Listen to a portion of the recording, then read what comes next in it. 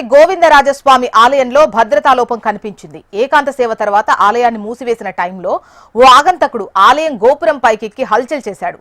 అది గమనించిన భద్రతా సిబ్బంది రంగంలోకి దిగి అతన్ని అదుపులోకి తీసుకున్నట్టుగా తెలుస్తోంది. అతడు తెలంగాణకు చెందిన వ్యక్తిగా పోలీసులు గుర్తించారు.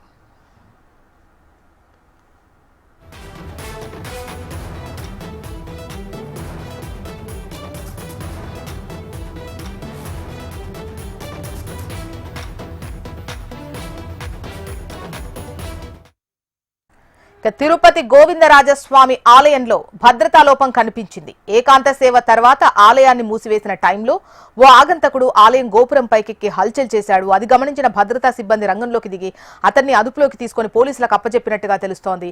డీటెయిల్స్ మనకు చరణ్ అందిస్తారు.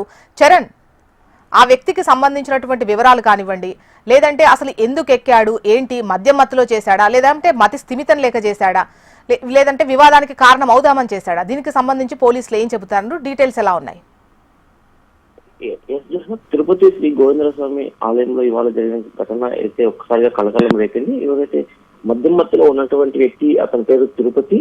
అతను తెలంగాణ రాష్ట్రానికి చెందినటువంటి నిజామాబాద్ జిల్లా కూర్మవాడ పెద్దమల్లారెడ్డి కాలనీకి చెందిన వ్యక్తిగా గుర్తించారు పోలీసులు. ఇప్పటికే అయితే గత కొంతకాలంగా తిరుపతిలో అతను నివాసం ఉంటూ ఇద్దరు పిల్లలు ఉన్నారు. కూలి పనులు చేసుకుంటూ జీవనం సాగిస్తూ ఉన్నాడు. అతను నిన్నటి రోజున ఏదో మద్యం మత్తులో అయితే ఈ ఘటన చేసేట్లయితే పోలీసులు ఇప్పటికే తెలిపిన పరిస్థితి నెలకొంది.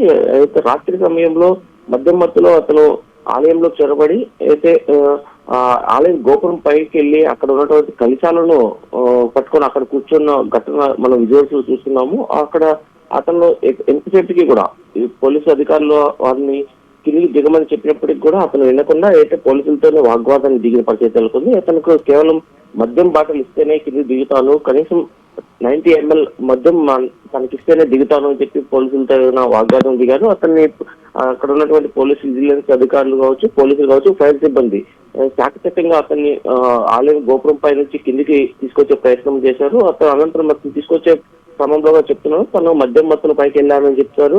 అక్కడ నుంచి దిగాలంటే కూడా మద్యం ఇస్తేనే దిగుతాను అని చెప్పి పోలీసులతో వాగ్వాదానికి దిగినట్లుగా తెలిసింది. అయితే ఈస్ట్ డిఎస్పీ భక్తవత్సలం అయితే ఆయన సంఘటనా స్థలానికి చేరుకుని అక్కడైతే ఘటనా స్థలం పైన విచారణ అయితే చేపట్టిన పరిస్థితి నెలకొంది. అతను ఎందుకు మద్యం మత్తులో ఎక్కాడా, లేకంటే మత సీమితం సరిగ్గా లేక ఆలయం పైకి ఎక్కాడా అనే దానిపైన అయితే పోలీసులు ఇప్పటికే విచారణ చేపట్టిన పరిస్థితి ఉంది. మరోవైపు భక్తులు కూడా తీవ్ర ఆగ్రహం వ్యక్తం చేస్తున్న పరిస్థితి నెలకొంది.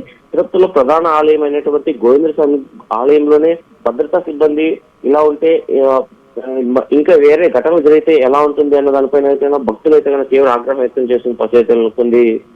అయితే ఇవాళ జరిగిన ఘటన పునరావృతం కాకుండా ఎలాంటి చర్యలు తీసుకోవాలని చెప్పి టీటీడీ కూడా ఇప్పటికే కసరత్తు చేసిన పరిస్థితి నెలకొంది. అది అయితే అక్కడ ఉన్నటువంటి భద్రతా సిబ్బంది విచారిస్తున్న పరిస్థితి నెలకొంది. ఇప్పటికే టీటీడీ కూడా ఆప్షన్ గా కూడా చెప్పిన పరిస్థితి నెలకొంది. ఇతను కేవలం మతస్థిమితం లేకుండా ఆలయం పైకి ఎక్కాడు, మద్యం మత్తులో తెలియక వెళ్ళాడని ఈ పోలీసులు టీటీడీ అధికారులు కూడా వివరించిన పరిస్థితి నెలకొంది.